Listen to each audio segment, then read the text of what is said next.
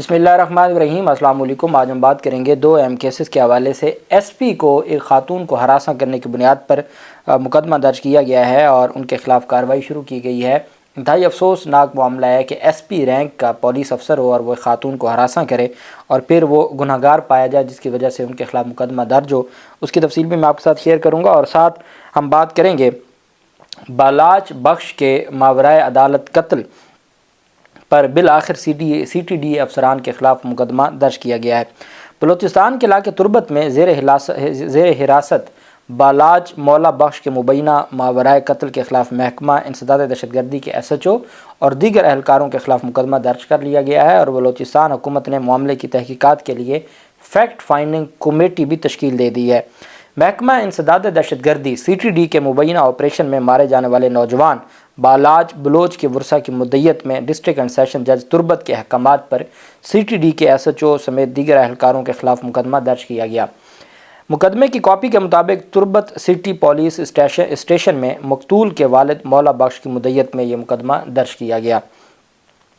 درخواست میں انہوں نے موقف اختیار کیا کہ میرے بیٹے کو 29 اکتوبر 2023 کی رات نامعلوم افراد نے اٹھا کر کسی نامعلوم مقام پر لے گئے اور اسے حبس بے جا میں رکھا، اور پھر 20 نومبر 2023 کو میرے بیٹے کے خلاف سی ٹی ڈی تھانہ تربت میں مقدمہ درج کیا گیا۔ 29 اکتوبر کو اغوا کیا، 20 نومبر کو مقدمہ درج ہوا، جس پر 21 نومبر 2023 کو تفتیشی افسر نے سیشن جج سے 10 دن کا ریمانڈ حاصل کیا تھا۔ درخواست گزار نے استدعا کی کہ میرا بیٹا سی ٹی ڈی کی زیر حراست جوڈیشل ریمانڈ میں تھا، جسمانی ریمانڈ میں تھا، اور جعلی پولیس مقابلے میں 3 دیگر افراد کے حملہ قتل کر دیا گیا، لہٰذا سی ٹی ڈی کے ریجنل آفیسر، تفتیشی افسر،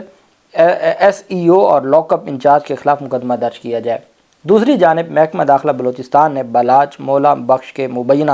ماورائے عدالت قتل کی تحقیقات کے لیے تشکیل کردہ 5 رکنی فیکٹ فائنڈنگ انکوائری کمیٹی کے سربراہ سیکٹری فشریز عمران گچکی کو تبدیل کرتے ہوئے سیکٹری بلدیات نور احمد پرکانی کو سربراہ مقرر کیا ہے۔ نوٹیفیکیشن کے مطابق کمیٹی میں D I G Quetta, deputy commissioner Kech, S S P Gwadar اور لواحقین کی تجویز پر کسی ایک شخص کو رکن نامزد کیا گیا ہے۔ نگران وزیر اعلیٰ بلوچستان نے کہا ہے کہ بالاچ بلوچ نے دوران تفتیش 11 دہشت گردی کے واقعات میں ملوث ہونے کا اعتراف کیا۔ آپ جانتے ہیں کہ پولیس کی تفتیش میں جو کنفیشن ہے، extra judicial confession is no confession in the eye of law, لیکن نگران وزیر اطلاعات کہتے ہیں کہ بالاچ بلوچ یہ کافی عرصہ تربت میں یہ واقعہ ہوا، 4 لوگوں کو ماورائے عدالت قتل کیا گیا، دھرنا ہوا، اس دھرنے میں پھر سیشن جج کو درخواست دی گئی، سیشن جج کے احکامات پر یہ مقدمہ درج ہوا، حکومت نے یا پولیس نے اپنے تئیں مقدمہ درج نہیں کیا۔ جبکہ جب یہ مقدمہ درج ہو گیا عدالتی احکامات پر اور فیکٹ فائنڈنگ کمیٹی بنا دی، اس کے بعد نگران جو وزیر اطلاعات بلوچستان ہے جان اچکزئی، وہ کہتے ہیں کہ بالاچ بلوچ نے دوران تفتیش 11 دہشت گردی کے واقعات میں ملوث ہونے کا اعتراف کیا، اور ان کی نشاندہی پر سی ٹی ڈی نے کارروائی کی، جہاں فائرنگ کے تبادلے میں وہ اپنے ساتھیوں کی فائرنگ سے خود مارا گیا، جبکہ سی ٹی ڈی کی جوابی فائرنگ سے دیگر 3 دہشت گرد بھی مارے گئے۔ ان کا کہنا تھا دہشت گردوں کی سپورٹ سمجھ سے بالا تر ہے، اور دہشت گردوں کے سپورٹ کرنے ان کے سہولت کار ہیں، اور دہشت گردوں کے سہولت کار بھی دہشت گرد ہوتے ہیں۔ بلوچستان کے علاقے تربت سے کوئٹہ کے لیے روانہ ہونے والے لانگ مارچ کے شرکاء کو انتظامیہ نے کنٹینر لگا کے خزدار کے مقام پہ روک دیا۔ اب وہ جو لواحقین تھے تربت میں، جو 4 لوگوں کا قتل ہوا مبینہ طور پر، جو پولیس مقابلے میں جن کو قتل کر دیا گیا، ان کے لواحقین نے لانگ مارچ شروع کر دیا، اور اس میں انہوں نے کوئٹہ کی جانب لانگ مارچ جب شروع کیا تو ان کو روک دیا گیا۔ احتجاجی دھرنا اور ریلی کی قیادت بلوچستان یکجہتی کونسل کی خواتین رہنما کر رہی ہیں، جبکہ ریلی میں شریک سول سوسائٹی تربت کے چیئرمین گلزار دوست بلوچ نے کہا کہ دھرنے کے 13واں دن دھرنا ختم کر کے جو ہم روانہ ہوئے، اور ہم نے یہ جو ہمارا سلسلہ ہے احتجاج کا وہ جاری رہے گا، اور ان کی جانب سے کہا گیا ہم صرف یہ چاہتے ہیں کہ ہمارا جو چارٹر آف ڈیمانڈ ہے وہ یہ ہے کہ سی ٹی ڈی کو غیر مسلح کیا جائے اور جعلی انکاؤنٹرز کے نام پر لاپتہ افراد کا قتل عام بند کیا جائے۔ اس کے علاوہ مطالبہ کیا گیا کہ لوگوں کو لاپتہ کرنے کا سلسلہ بند ہونا چاہیے، تمام لاپتہ افراد کو عدالتوں میں پیش کیا جائے، اور تربت کے مبینہ جعلی انکاؤنٹر میں شامل سی ٹی ڈی مکران کے ریجنل آفیسر سمیت ان کی ٹیم کو معطل کیا جائے۔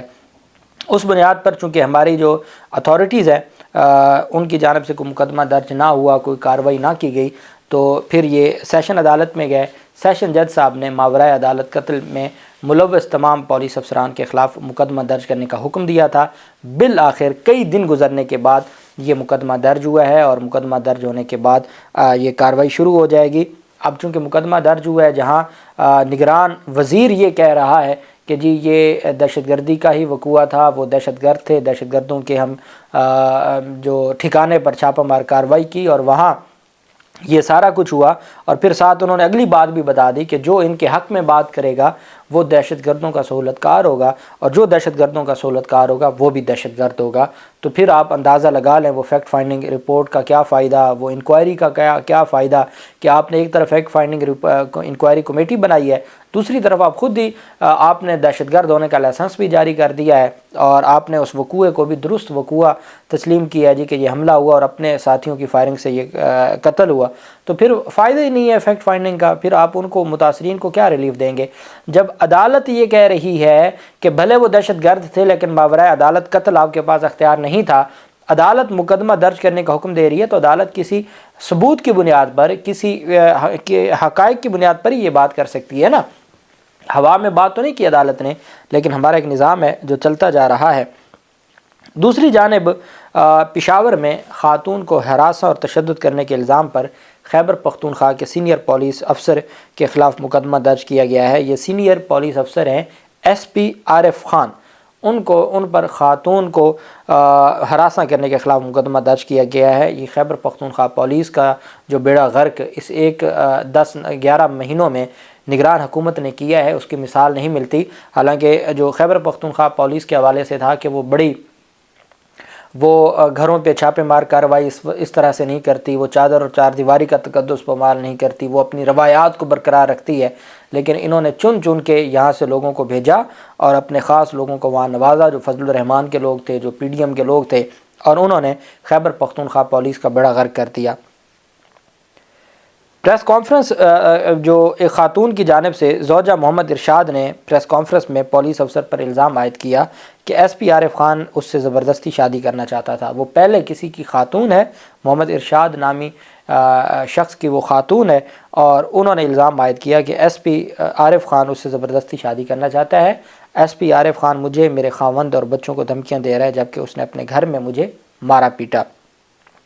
خاتون کا جو ویڈیو پیغام سوشل میڈیا پر وائرل ہونے کے بعد آئی جی خیبر پختونخوا نے نوٹس لیتے ہوئے سابق ڈی پی او چارسدہ عارف کو آپریشن ونگ سے کلوز کر کے سینٹرل پولیس آفس رپورٹ کرنے اور ان کے خلاف محکمانہ کارروائی کا حکم دے دیا، جبکہ خاتون کی مدعیت میں تھانہ چمکنی میں ایس پی عارف خان کے خلاف مقدمہ درج کر لیا گیا ہے۔ ابھی تک ایس پی گرفتار نہیں ہوا۔ اس کی وجہ کیا ہے؟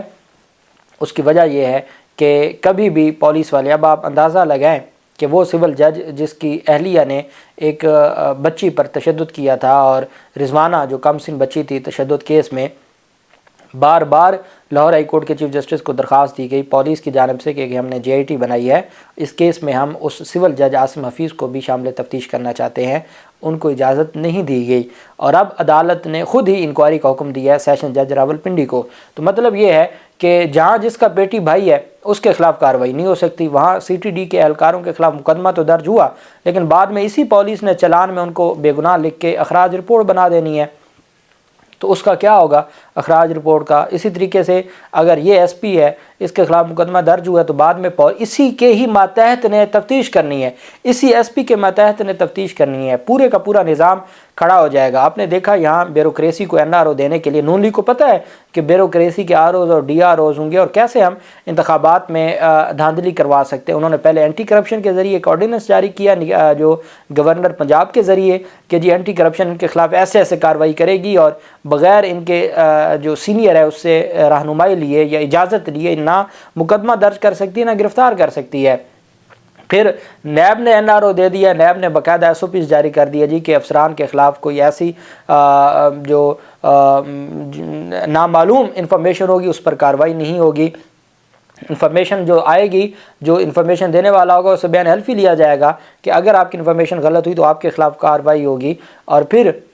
جب تک ریفرنس نہیں دائر ہوگا تب تک میڈیا کو نہیں بتایا جائے گا کہ کسی افسر کے خلاف، کسی سرکاری افسر کے خلاف کوئی مقدمہ درج ہے۔ تو یہ جو ساری سہولت کاری ہے یہ کس لیے ہے؟ اپنے لوگوں کو بچانے کے لیے، اور کبھی ایسا نہیں ہوا کہ اس لیول کے لوگوں کے خلاف کوئی بڑی کارروائی ہوئی ہو یا ان کو کیفر کردار تک پہنچایا گیا ہو اور ان کالی بھیڑوں سے اداروں کو پاک کیا گیا ہو۔ بدقسمتی سے ایسا نہیں ہوتا، اور ہمیشہ ادارے اپنی کالی بھیڑوں کے ساتھ کھڑے ہو جاتے ہیں اور ان کو ہر ممکن کوشش کرتے ہیں ان کو بچانے کی۔ اللہ پاک پاکستان کا حامی و ناصر ہو۔ بہت شکریہ۔ اللہ حافظ۔ پاکستان زندہ باد۔